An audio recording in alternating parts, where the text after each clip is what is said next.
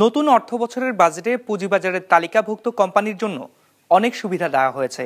তারপরও বহুজাতিক কোম্পানিগুলো বাজারে না আসলে প্রয়োজনে তাদের তালিকাভুক্ত হতে বাধ্য করতে হবে, এমন দাবি উঠে এসেছে ডিএসি ব্রোকার্স অ্যাসোসিয়েশন ডিবিএ আয়োজিত আলোচনায়। বক্তারা বলেন, ভালো ও বড় কোম্পানি না আসলে শেয়ার বাজারের স্থবিরতা কাটবে না। 250-টিরও বেশি ডিজাইন অপশন নিয়ে ওয়ালটন স্মার্ট ফ্রিজ, বোঝে আপনার প্রয়োজন।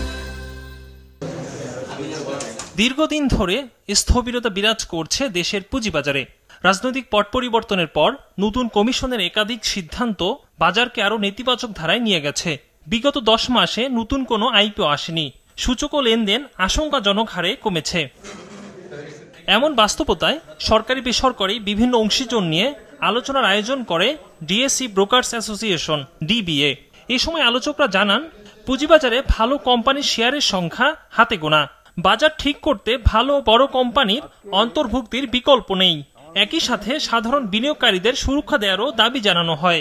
অনেকেই সারা জীবনের সঞ্চয় চাকরি বাকরি করে পেনশন নিয়েছে, ওই টাকাটা দিয়ে তাদের সংসার চলে, তখন মনে করছে পুঁজিবাজারে কিছু বিনিয়োগ করলে হয়তো, এবং অনেকে একদম সর্বশান্ত হয়ে গেছে। তো এটা আমাদের কারোই কাম্য নয়। বাজেটে সুবিধা দেওয়ার পরও যেসব বহুজাতিক কোম্পানি পুঁজিবাজারে না আসবে, প্রয়োজনে তাদের তালিকাভুক্ত হতে বাধ্য করার দাবি জানান আইসিপির চেয়ারম্যান। আর তালিকাভুক্ত অধিকাংশ কোম্পানির আর্থিক বিবরণীর সঠিক তথ্য না থাকার অভিযোগ করেন ডিএসসির চেয়ারম্যান।